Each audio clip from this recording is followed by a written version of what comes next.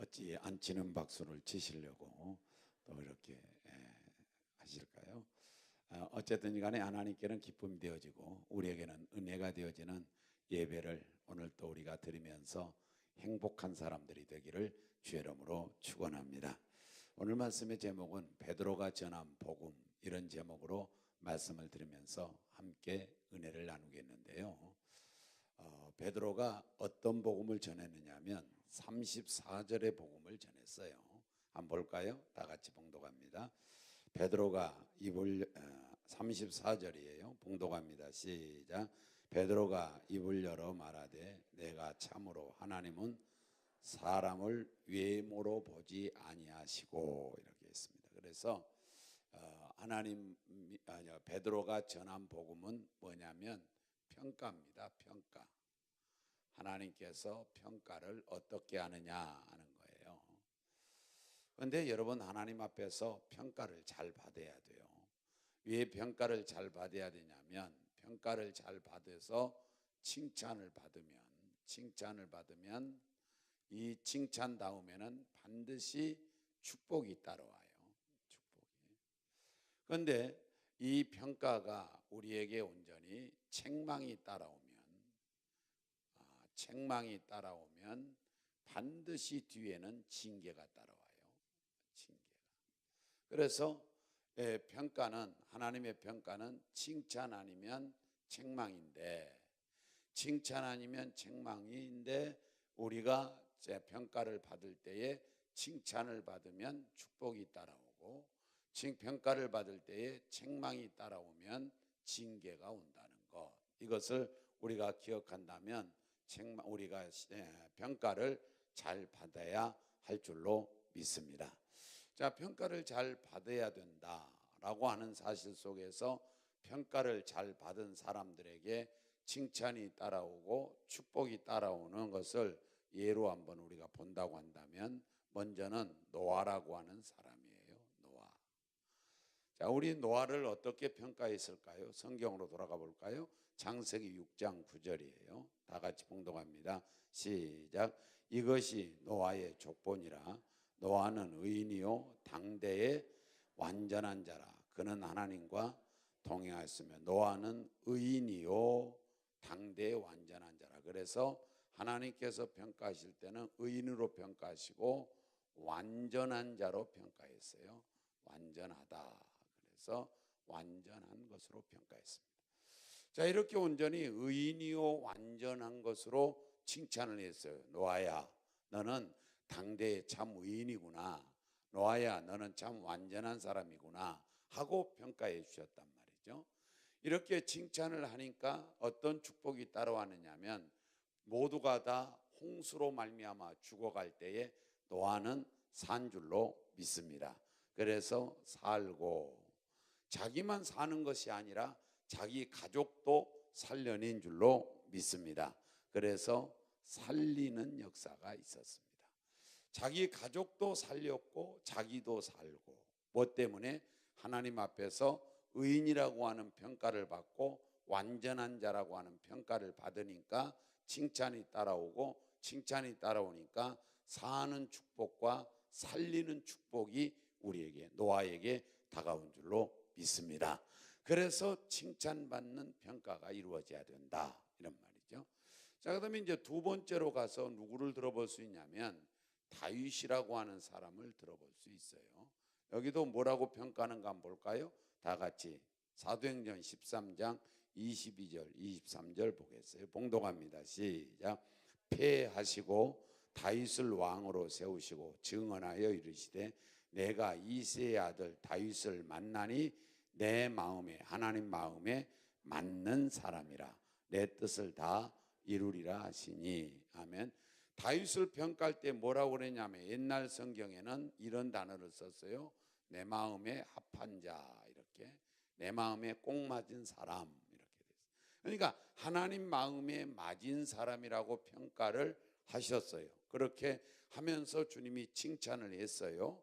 내 마음에 다윗은 꼭 맞은 사람이다 하고 칭찬을 하니까 어떤 축복이 왔느냐면 하나님의 뜻을 이루겠다 그랬어요. 아버지 뜻을 이루겠다. 성경에 그랬잖아요. 읽어본 성경에 그 뜻이 뭐냐면은 패하시고 라고 했는데 사울 왕을 패하고 왕을 뜻을 이룬다는 뜻이에요. 그러니까 다윗이 왕 된다 이런 뜻입니다. 그 다음에는 뭐냐, 23절에 가서 보니까 이렇게 말씀했어요. 봉독해 볼까요? 시작. 하나님이 약속하신 대로 이 사람의 후손에서, 이 사람은 누구냐? 다윗이에요. 다윗의 후손에서 이스라엘을 위하여 구주를 세우셨으니 곧 예수라 그렇게 해서, 그러니까 후손이 예수님처럼 훌륭한 분이 나온다는 뜻이에요. 그러니까 후손에게 복이 있다는 뜻이죠. 그러니까 뭐 보세요. 다윗이라고 하는 사람을 하나님이 칭찬했어요. 뭐라고 칭찬했느냐? 합한 자라고 칭찬의 평가를 받으니까 하나님께서 온전히 다윗에게 축복을 해주셨어요. 어떤 축복이 됐느냐? 왕이 되는 축복을 해주셨어요. 그 다음에 후손이 예수님처럼 훌륭한 후손이 나오는 그러한 그 후손의 축복을 얻은 줄로 믿습니다. 이렇게 하나님께서 평가를 잘 하시고 평가를 잘 받으면 복이 임한단 말이죠. 또 다른 사람 한번 볼까요? 우리 다 같이 마태복음 8장 10절에서 봉독해 봅니다. 다 같이 함께 봉독할까요? 시작. 예수께서 들으시고 놀랍게 여겨 따르는 자들에게 이르시되 내가 진실로 너희에게 이르노니 이스라엘 중 아무에게서도 이만한 믿음을 만나보지 못했다. 이 사람이 누구냐면 5절부터 보면 백부장이에요. 백부장이라고 하는 사람인데 이 백부장이라고 하는 사람을 하나님이 뭐라고 평가했느냐면 가장 큰 믿음이라고 평가했어요. 아주 가장 큰 믿음이라고. 이만한 믿음을 내가 이스라엘 중에서 만나보지 못했다. 그러면 이스라엘 중에서라고 하는 말은 택한 백성입니다. 믿는 자 중에서 그런 말이에요. 그러면 믿는 자 중에서 이만한 믿음을 만나보지 못할 만큼 큰 믿음을 가졌다는 뜻이에요. 그래서 큰 믿음이라고 하나님께서 칭찬의 평가를 하시니 어떤 축복이 왔느냐?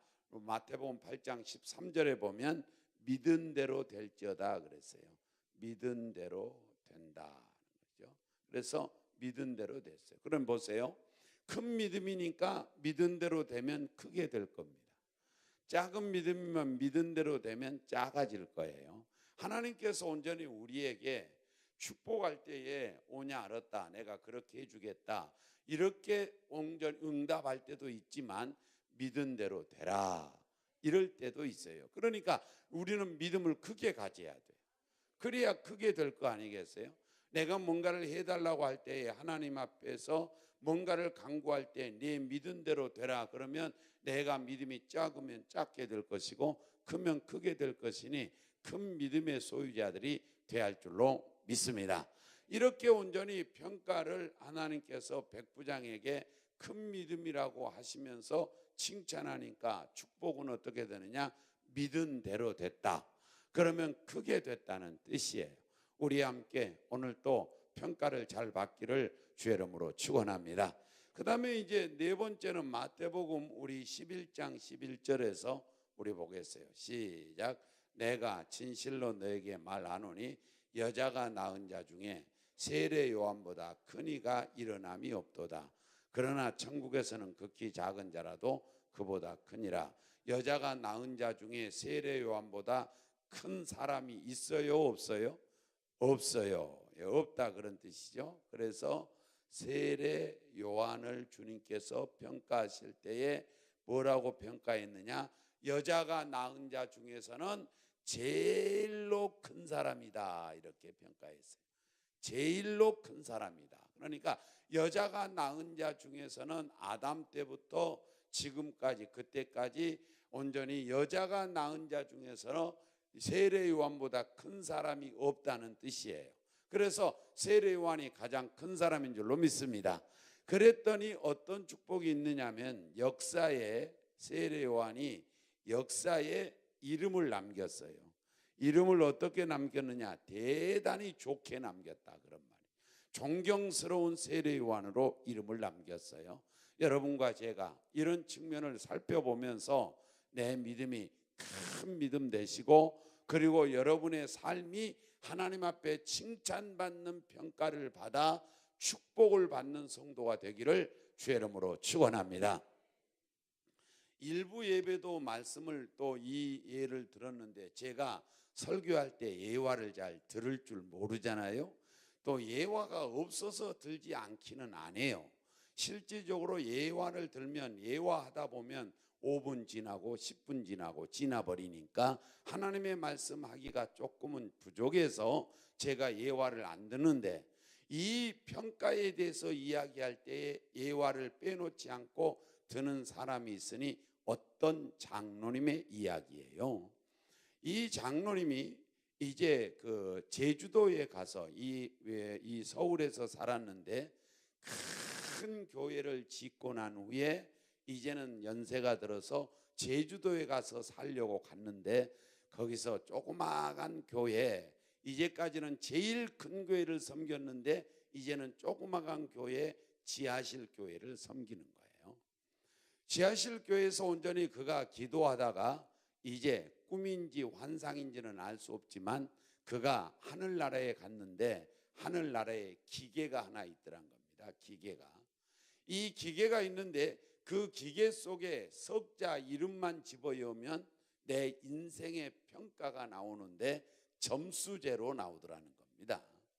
그래서 점수제로 나오는데 어떤 사람은 이름을 넣었더니 60점, 어떤 사람은 90점, 어떤 사람은 80점, 어떤 사람은 10점, 이렇게 점수가 나오더라는 거예요. 이거 인생의 평가요, 신앙의 평가 점수입니다.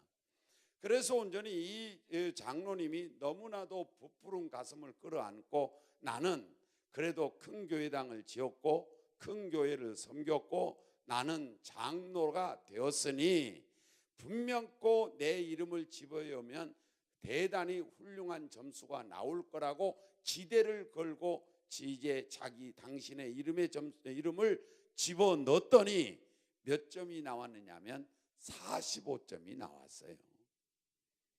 그래서 온전히 45점이 나온 것을 알고 이 장로님이 밤새 우는 거예요. 교회당에서 목사님이 새벽 예배를 나오다 보니까 장로님이 슬피 울고 있으니까 분명히 장로님에게 무슨 일이 일어났구나, 큰 일인가 보다.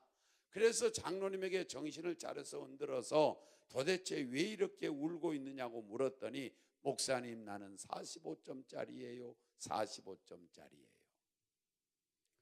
그렇게 온전히 하면서 울길래 자세히 좀 설명해 보라고 그랬더니, 제가 지금 말씀드린 대로 천국의 환상 중에 갔더니 그 기계에다가 자기 이름을 넣으면 점수가 나오는데 내 이름을 넣어봤더니 45점짜리가 왔습니다. 45점이 나에게서 나왔는데 나는 그것을 보고 깜짝 놀랐고 나는 그것 앞에서 당당할 수가 없었으며 나는 울 수밖에 없는 상황이 되었습니다 하고 목사님에게 소상히 이야기를 했어요. 사랑하는 여러분, 여러분은 하나님의 나라의 기계에다가 여러분의 이름을 넣으면 몇 점을 맞겠습니까? 여러분의 인생을 살아왔고 여러분이 온전히 신앙을 해왔고 여러분이 온전히 또한 바르게 산다고 노력해 왔는데 여러분의 이름을 석자를 그 기계에다가 집어넣는다면 여러분은 몇 점짜리겠냐 이 말이에요. 몇 점이 나오겠습니까? 저는 거기에서 몇 점이 나오리라고 하는 것은 제가 생각해 볼 수 없고 그 이야기를 듣고 난 후에 저는 생각하기를, 하나님 앞에서 내가 낙제 점수는 받지 말자. 60점 말로가 우리 현세에서는 낙제인데 60점 말로는 받지 말자. 60점 이상으로는 좀 받자. 낙제 점수는 되지 말자. 하나님 앞에 점수를 많이 받자 말이야. 여러분, 하나님 앞에 평가가 이루어질 때 여러분의 점수가 잘 나오기를 원합니다. 인생의 점수가 잘 나오기를 원합니다. 신앙의 점수가 잘 나오기를 원합니다. 사명의 점수가 잘 나오기를 원합니다. 여러분 앞에 행위가 온전히 또한 행위적인 측면에 여러분을 달 때에 그 점수를 매길 때에 행위적인 점수도 잘 나와야 할 줄로 믿습니다. 우리 그래서 하나님 앞에서 칭찬받는 평가가 나올 수 있도록 우리 함께 잘 행하시고 살아가는 성도들이 되할 줄로 믿습니다. 자, 그래서 온전히 평가를 이제 잘 받아야 되겠다고 생각하고 평가를 어떻게 하면 잘 받을까 하고 평가의 기준을 봤더니 평가 기준이에요. 이 평가를 하는데 하나님은 어떤 기준에서 평가를 하실까 하고 생각해 봤더니 오늘 34절에 다시 한번 읽어보면 이렇게 나와 있습니다. 봉독합니다. 시작. 베드로가 입을 열어 말하되 내가 참으로 하나님은 사람의 외모로 보지 아니하시고, 외모로 평가하지 않는다는 거예요. 여기서 외모란 잘생기고 잘나고 이것만 들어가는 것이 아니라 여기서 외모란 뭐냐? 돈으로 평가하지 않는다는 거예요. 지식으로 평가하지 않는다는 거예요.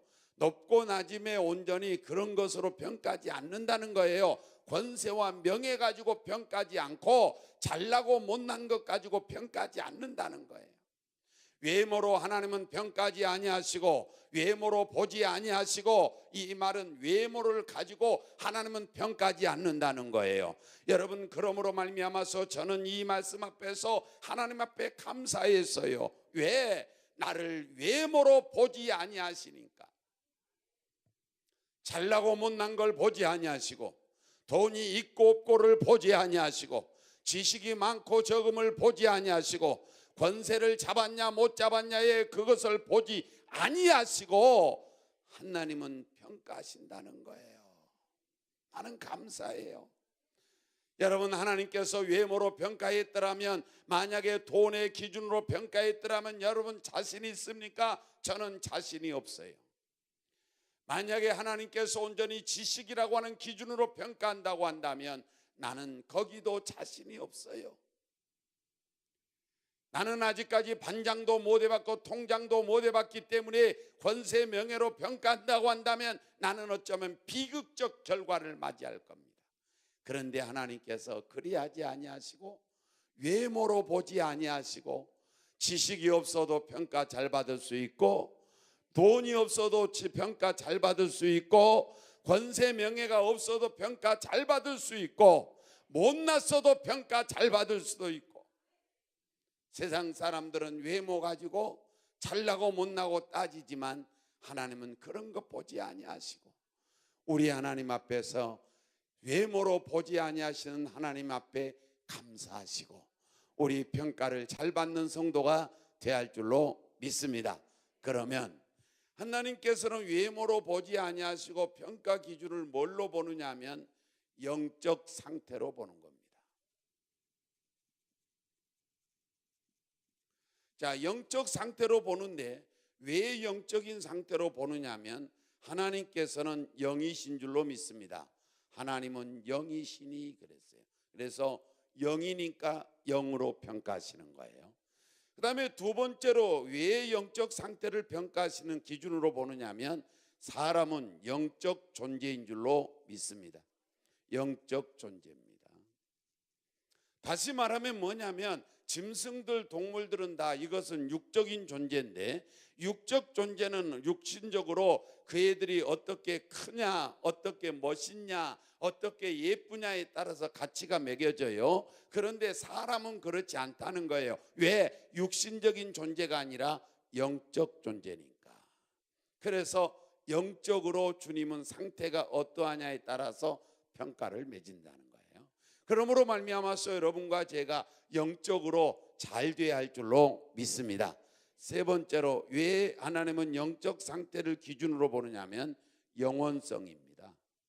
여러분, 이 육신은 언젠가는 끝이 있어요.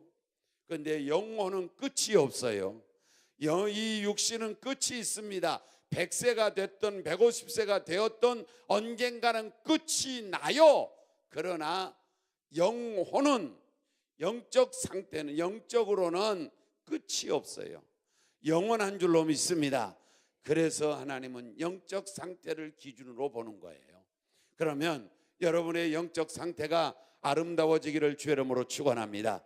그러면 한번 성경을 찾아가면서 우리 한번 진단해 볼까요? 다 같이 함께 계시록 3장 15절 16절을 봉독해 봐요. 시작. 내가 내 행위를 아노니 내가 차지도 아니하고 뜨겁지도 아니하도다. 내가 차든지 뜨겁든지 하기를 원하노라. 16절. 내가 이같이 미지근하여 뜨겁지도 아니하고 차지도 아니하니 내 입에서 너를 토하여 버리리라 그랬어요. 저기 봤더니 그 영적 상태가 어떤 상태냐면 미지근한 상태입니다. 미지근하다 그 말이에요. 미지근하다. 그러면 덥지도 아니하고 차지도 아니하는 것을 미지근하다 그래요. 미지근하다. 요즘에 사람들은 고기를 익혀 먹는 것이 아니라 반절은 익고 반절은 안 익게 해서 먹든지 아니면 붉기만 싹 가가지고 그런데도 보니까 피가 조금 맺히고 그런데 그걸 또 먹으면서 야 육즙이 살았다. 그리고 그것을 먹으면서 야 정말로 고기가 부드럽다. 그러면서 잘로만 잡어요. 잘 잡어요. 그런데 저는 그런 걸 못 먹습니다. 왜? 또 시험 들라나? 하나님 닮아서. 미지근한 걸 하나님은 못 잡어요. 그래서 저는 계란도 반숙을 못 먹어요. 쌍화차에다가 뭐 이렇게 옛날에 다방에 가면 다실에 가면 쌍화차에다가 뭐냐 이 계란 띄워줘요. 나는 질색이에요. 나는 못 먹어요. 차든지 덥든지 하라는 거예요. 그래서 나는 찬 것을 먹든지 더운 것을 먹지 미지근한 건 못 먹어요. 그냥 웃으려고 해본 소리고요. 여러분의 영적 상태는 미지근하지 말란 말이죠. 육신적으로는 여러분이 어쩌하든지 간에 영적 상태만큼은 미지근하지 마라. 그럼 보세요. 이 라오디게아 교회가 영적 상태가 미지근하니까 미지근하다는 평가를 받습니다. 그랬더니 칭찬하지 않냐고 책망합니다. 책망했더니 징계가 따라왔어요. 어떤 징계가 따라왔느냐? 미지근하니까 토하여 내 버리리라 그랬어요. 버리리라. 그러니까 버린다는 거지요.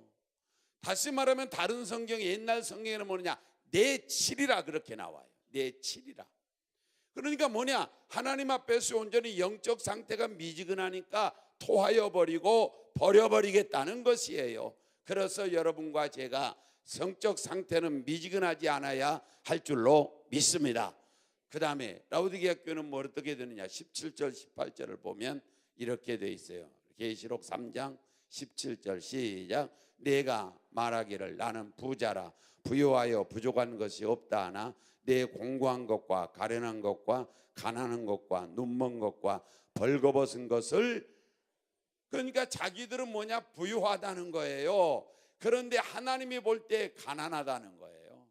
자기들이 볼 때는 부족함이 없다는 거예요. 하나님이 볼 때는 공고하다는 거예요. 그래서 온전히 그들의 영적 상태가 어떤 상태냐면 영적 상태가 공고한 상태이고 가련한 상태이고 가난한 상태이고 눈먼 상태이고 그 다음에 벌거벗은 상태예요. 이것이 방금 읽었던 성경이에요. 너희는 온전히 공고하고 가련하고 가난하고 눈멀고 벌거벗었다. 이것이 너의 영적 상태다. 여러분과 저의 영적 상태가 행여나 미지근합니까? 여러분의 영적 상태가 행여나 공고합니까? 가련합니까? 가난합니까? 눈멉니까? 벌거벗었습니까? 그때에 주님께서는 사랑하는 자, 사랑한다고 했어요. 한번 볼까요? 17절 한번 다시 볼까요? 17절 다 같이 봉독합니다. 시작. 내가 말하기를 나는 부자라 부유하여 부족한 것이 없다 하나 내 공고한 것과 가련한 것과 가난한 것과 눈먼 것과 벌거벗은 것을, 여러분 우리 모두가 함께 공고하지 않기를 원합니다. 가련하지 않기를 원합니다. 여러분 영적으로 가난하지 않기를 원합니다. 영적으로 눈멀지 않기를 원합니다. 영적으로 벌거벗기를 원합니다. 벌거벗지 말란 말이죠. 그래서 주님께서 뭐라고 말씀하냐? 18절에 이렇게 말씀합니다. 시작. 내가 너를 권하노니 내게서 불로 연단한 금을 사서, 뭘 사서? 금을 사서 못하게 하고 부요하게 하고, 흰옷을 사서 입어 못을 면하고 벌거벗은 수치를 보이지 않게 하고, 안약을 사서 눈에 발라 보게 하라. 아멘. 자, 여기서 나온 것이 세 가지예요. 하나님께서 우리에게 말씀하기를 너는 금을 사서 부요하게 하라. 금을 사서 영적으로 부요하게 하라는 거예요. 그런데 그 금이 뭐냐면, 금이 베드로전서 1장 7절에 보면 이 금이 믿음을 의미하는 거예요. 그러니까 믿음의 부자가 되라는 거예요. 믿음의 부요한 자가 되라는 겁니다. 그런데 이 믿음이 어떤 믿음이냐? 불로 연단한 믿음이라 그랬어요. 방금 읽었던 성경에 17절에 불로 연단한 믿음을 사서 부요하게 하라는 거죠. 불로 연단한 금을 사서 부요하게 하라는 말은 불로 연단한 믿음을 사서 부요하게 하라는 거죠. 그러면 나는 잘 모르지만 금이라고 하는 것이 18번 불 속에 들어갔다 오면 18K이고 24번 온전히 불 가운데 들어갔다 오면 24K로 그렇게 누군가가 말해준 기억이 있습니다. 그러면 99.999%가 된다는 것이죠. 그래서 온전히 불로 연단한 금은 무엇을 의미하느냐 하면 순수성을 의미합니다. 99.9999 그 정도 깨끗하다는 거예요. 깨끗한 금을 사서, 그러면 저와 여러분의 믿음이 순수하라는 거죠. 그냥 하나님이니까 믿으라는 거예요. 복받기 위해서 믿는 것이 아니고 하나님이니까 믿는 거예요. 구세주이니까 믿는 거예요. 하나님이 살아계시니까 믿는 거라고요. 부모니까 섬기는 거지 부모가 내게 잘해줘서 섬기는 게 아니라고요. 부모니까 섬기는 거예요. 자식으로. 우리 하나님이니까 믿는 거예요. 우리가 그걸 순수성 믿음이라 그래요. 그 다음에 두 번째는 뭐냐? 불로 연단한 믿음은 불변의 믿음이에요. 여러분, 금덩어리는 어디다 넣어놔도 변하지 않아요. 물속에 들어가도 변하지 않아요. 땅속에 들어가도 변하지 않아요. 불변이란 말이죠. 그러면 여러분의 믿음이 어떤 경우에도 변함이 없어야 할 줄로 믿습니다. 변치 않는 믿음을 갖기를 주의 이름으로 축원합니다. 그런 믿음으로 부요하게 하라는 거예요. 부자가, 믿음의 부자가 좀 되라는 거예요. 여러분, 믿음이 큰 자가 되기를 원합니다. 믿음이 큰 믿음 되기를 원합니다. 믿음의 큰 부자가 되시기를 주의 이름으로 축원합니다. 그러면 뭐예요? 금으로 부자가 된 육신적인 사람처럼 우리는 영적으로 부자가 된다는 거예요. 그래서 여러분, 육신적으로는 좀 가난하더라도 우리는 영적으로는 부자가 돼야 할 줄로 믿습니다. 그러기 위해서는 믿음을 키우라는 거예요. 그 다음에 두 번째는 안약을 사서 발라서 보게 하라는 겁니다. 보게 하라. 그래서 안약을 사서 발라 보게 하라. 그러면 이 안약이 뭡니까? 안약은 다 같이 한번 볼까요? 다 같이 에베소서 1장 17절이에요. 에베소서 1장 17절. 다 같이 봉독합니다. 시작. 우리 주 예수 그리스도의 하나님 영광의 아버지께서 지혜와 계시의 영을, 계시의 무엇을? 영, 이거 성령이에요. 계시의 성령을 보여줘 너희에게 주사 하나님을 못하게 하시고 보게 하시고 알게 하시고, 그 말이에요. 그러니까 계시의 영이 우리에게 들어오면 하나님을 알게 된다, 그런 말이에요. 계시의 영이 뭐냐? 성령이란 말이죠. 제가 계시를 설명할 때 뭐라고 설명했냐? 이렇게 덮어져 있어요. 덮어져 있는 건 안 보이잖아요. 안 보여요. 몰라요. 이 속에 뭐가 들었는지 몰라요. 그런데 이것을 벗기면 뭐가 들었는지 알아요.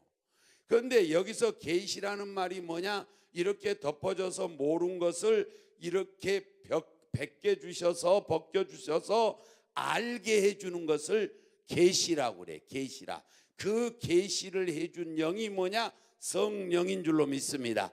그러면 저와 여러분이 성령의 양약을 바르라는 거예요. 안약을 바르라는 거예요. 성령의 안약을 바르라는 겁니다. 그러면 보게 된다는 거예요. 하나님을 알게 된다는 거예요. 은혜를 알게 된다는 거예요. 그래서 성령의 안약을 발라야 돼요. 그래서 주님께서 뭐라고 그러냐, 우리 함께 봉독할까요? 요한복음 20장 다 같이 22절을 봉독할 거예요. 그 다음에 에베소서 5장 18절 봉독할 거고요. 시작. 이 말씀을 하시고 그들을 향하사 숨을 내쉬며 이르시되 성령을 뭐하라? 받으라. 성령을 뭐하라? 받으라. 성령을 받아야 되는 거예요. 할렐루야. 그 다음에 5장 에베소 5장 18절에 시작. 술 취하지 말라. 이는 방탕한 것이니 오직 성령으로 충만함을 받으라. 성령으로 뭐하라? 충만함을 받으라 그랬어요. 충만하라. 성령에 충만해야 할 줄로 믿습니다. 그러면 눈이 밝은 줄로 믿어요. 나는 눈이 어두워서 안경을 썼습니다. 여러분, 눈이 밝으면 안경 쓸 필요가 없는 거라고요. 그러면 영적으로도 눈이 밝으려면 성령이 필요한 줄로 믿습니다. 성령을 충만히 받기를 주 이름으로 축원합니다. 할렐루야. 시간이 좀 갔지만 아주 맞아 해버리고 말아요. 그 다음에는 뭐냐? 흰옷을 사가지고 입으라는 거예요. 그 흰옷을 입으면 이것은 무엇을 의미하느냐? 정결을 의미하는 거예요. 그래서 온전히 정결케 되는 것이 어떤 것일까? 다 같이 히브리서 9장 22절 성경만 좀 찾아볼까요? 히브리서 9장 22절 시작. 율법을 따라 그의 모든 물건이 피로써 뭘로써 정결하게 돼요? 피로써 정결하게 되나니 피 흘림이 없은즉 무함이 없느니라. 정결하게 되려면 뭐가 필요해요? 피가 필요해요. 왜 피가 필요할까요?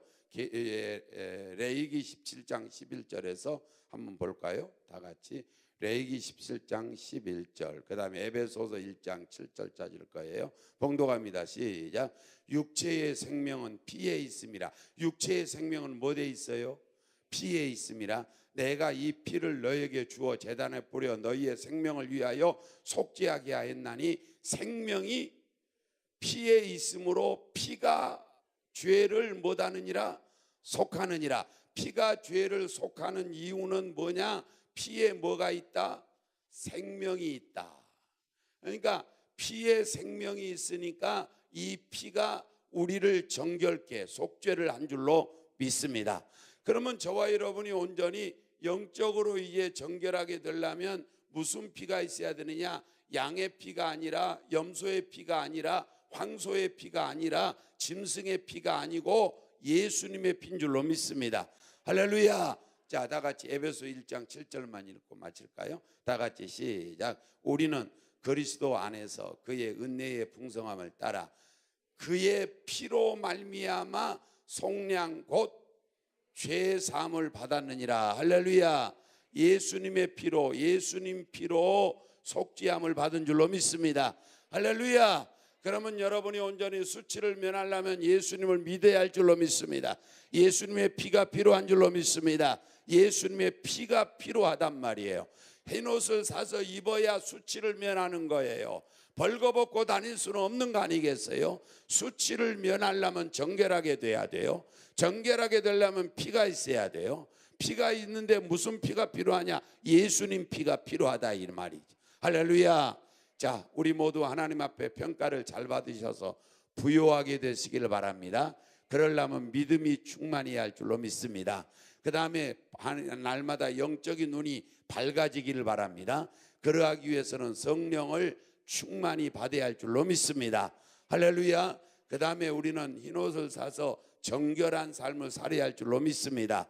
그러려면 우리는 예수님의 피가 필요한 줄로 믿사오니 영적으로 공고하고 가련하고 눈멀고 가난하고 수치가 되어지는 벌거벗은 그런 여러분의 영적 상태가 되지 마시고 우리 모두 함께 이제 다 같이 수치를 면하고 영적으로 밝아지고 영적으로 부요한 그런 성도들이 다 되시기를 주의 이름으로 축원합니다.